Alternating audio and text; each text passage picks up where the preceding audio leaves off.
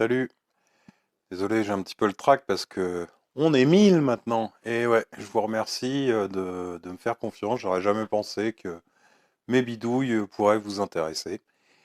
Donc dans cette vidéo, je sais, il y a longtemps que j'ai posté quelque chose. Je suis assez débordé par un projet là. Je vous montre ça là. Je te montre ça là ou là. Voilà, c'est une terrasse autour de la piscine qui me prend beaucoup de temps. Ça me bouffe tous mes week-ends et toutes mes soirées. Donc je fais pas grand-chose en fait, d'autre. Et j'ai quand même pris un petit peu de temps pour finir le débogage de GDMP et le recalibrage, la manière en mappant de la sonde Redox. J'en profite aussi, j'ai changé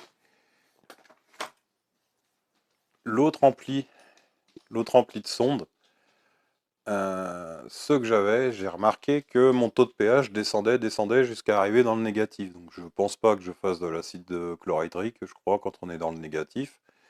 Donc c'était l'ampli de sonde, donc je pense qu'il y a un condo certainement qui doit foutre le bordel. Donc j'en ai pris un autre qui cette fois est un vrai, pas une copie, parce que je me suis aperçu que ça c'était une copie.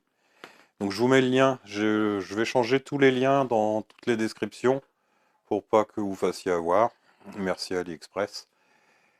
Donc je l'ai changé et maintenant on est beaucoup mieux et j'ai réglé les petits bugs. Enfin, fin de compte, le GDMP rebootait tous les 4-5 jours à peu près au moment de l'enregistrement des statistiques. Ce qui était un petit peu normal parce que je le bourrinais. Et, je lui lançais tout à la chaîne sans délai, sans rien du tout. Donc j'ai juste rajouté un petit peu de délai et j'ai remarqué aussi que j'avais des sondes des fois qui s'enregistraient pas. Donc dans les heures, ça s'enregistrait pas et je comprenais pas pourquoi et en fin de compte, j'avais pas mis de priorité dans mes tâches. Donc là, j'ai priorisé les tâches de façon à ce que tant qu'une tâche est active, l'autre pouvait pas partir avec des priorités. Donc il y a un, 2, 3. Donc une fois que si la tâche 1 est en route, la 2 va attendre que la 1 soit finie et la 3 attendra que la 2 soit finie. Donc ça a son avantage parce que ça bug pas, son inconvénient, c'est si par exemple on perd par exemple le bus I2C, il va tourner en boucle sur la 2 par exemple, et il fera pas la 3. Donc ça c'est des petits trucs que je réglerai après, si jamais il n'y a pas, au bout d'un moment, paf, il décroche pour passer à l'autre tâche, mais ça c'est pas important on va dire pour l'instant. Donc je vous montre un petit peu ce que j'ai fait, donc l'ajout des délais et ce que j'ai recalibré aussi, je vous montre comment j'ai recalibré. J'ai acheté des produits sur O2, c'est un vendeur c'est un pisciniste en fin de compte qui vend des produits et du coup j'ai acheté donc là c'était pH le 4 et le 7 que j'avais déjà et du coup j'ai acheté pour la sonde Redox du 650 millivolts et 475 que j'avais déjà ainsi que un produit d'hivernage. Je sais pas, de l'eau neutre je dirais, de façon à ce que la sonde ne s'abîme pas pendant l'hivernage. Donc on voit tout ça ensemble. Voilà, on est arrivé sur l'établi de bureau. Le petit établi, je te mets la vidéo en haut. Ce petit établi bien pratique que j'ai fait pour mettre à côté de mon bureau. Et je vais commencer par recalibrer ma sonde pH, vu que j'ai changé l'ampli de sonde, donc forcément je suis obligé de la recalibrer. On commence par un pH de 4, donc forcément on rince bien la sonde. J'attends un petit peu. Une fois rincé, je l'essuie. Bien sûr, quand on l'essuie, on ne touche surtout pas le bulbe, sinon on détruit la sonde. Donc je lui mets le 4 et je viens relever ma tension en millivolts. On peut voir que là il m'affiche 4,7 en pH, c'est normal, c'est l'ancien calibrage. Là ce qui m'intéresse vraiment, c'est ma tension en millivolts qui est de 3027 que je relève. Une fois que c'est fait, je rince ma sonde et je vais faire la même chose avec le pH de 7. Très important quand on essuie, on touche pas le bulbe, hein. J'insiste parce que c'est... On détruit la sonde. Enfin, pas à tous les coups, mais on a un gros risque de la détruire. Donc là, je charge en 7 dans le petit capuchon et je viens le mettre. Et pas identique, je relève mes valeurs. Donc on peut voir que là, on est à 2556. Ouais, j'avais relevé 2566 quand je l'ai fait. Je rince et je mets le capuchon de protection. Donc je vais faire la même chose maintenant sur mon Redox. Alors la lecture Redox est un petit peu plus aléatoire quand même, hein. Il y a plus de variations parce que c'est vraiment là, on est sur très peu de millivolts. Mais ça donne une bonne information à la rigueur. Il faudrait voir peut-être à le lisser dans le temps. Donc je vais commencer avec une solution à 475 millivolts.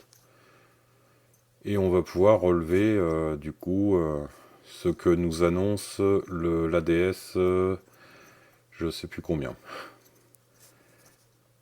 Donc je l'ai mis, j'attends un petit peu. Là on peut voir qu'on était dans les 3840 et moi j'avais relevé 3839 exactement quand je l'ai fait. Et je vais faire la même chose maintenant avec du 650 millivolts de façon à pouvoir créer mon mappage. Tout simplement. Qui nous donne une lecture beaucoup plus précise par rapport à ce que j'avais avant. Donc on va pas pouvoir voir que là on a une lecture dans les... moi j'avais relevé 4095, donc il doit y avoir un petit décalage dans la vidéo, je suis désolé. Mais le principe est là, c'est de pouvoir relever sa valeur à 650, sa valeur à 475, et après on va pouvoir rentrer tout ça dans notre SP32. Donc là je viens juste changer mes valeurs sur le mappage du pH, je mets les valeurs que j'ai relevées, donc 2566 pour un pH de 7 et 3027 pour un pH de 4.1. Je copie l'ancienne formule que j'avais fait pour la transférer sur la Redox de façon à avoir le même système. Bien sûr, je viens changer toutes mes noms de variables. Donc je mets 650, 475, je rentre les valeurs que j'ai relevées. Donc on peut voir 4095 pour du 650 millivolts et 3839 millivolts pour le 475. Je supprime le divisé par 1000, j'ai plus besoin, et je passe sur un entier, puisque c'est pas un chiffre à virgule. Une fois que c'est fait, on injecte tout. J'ai accéléré, hein, ça va pas aussi vite. Et une fois qu'on a injecté, on va pouvoir voir le résultat directement. Et là, on peut voir que du coup, on a un pH de 7,2 et 478 millivolts. Bon, voilà. On a donc vu que c'était des petites erreurs de programmation, hein. Je ne suis pas un professionnel, je le répète. Je suis un bidouilleur, amateur. Je bricole, je bricole, je bricole. Là, on peut voir. J'ai un autre projet qui va arriver, qui devrait vous plaire, qui s'est toujours basé autour de la terrasse. Donc, j'ai commencé aussi le PCB. Je le fais exprès sur Fritzing. Alors, je dis ça comme ça, je sais pas si ça se prononce comme ça. C'est pas par simplicité, loin de là, parce que EasyEDA, j'aurais trouvé tous les composants, parce que je vais utiliser des petits borniers comme ça, là. Je te les mets en miniature, ce sera plus simple, qui n'existent pas sur Fritzing, donc il a fallu que je crée le composant. D'ailleurs, je l'ai posté sur le forum et j'avais fait plein de petites erreurs et ils ont été vachement sympas, ils m'ont corrigé mes erreurs en m'expliquant mes erreurs. Donc, je le fais sur Fritzing, c'est surtout parce que je trouve que c'est vachement accessible pour un amateur. EasyEDA est un petit peu plus complexe.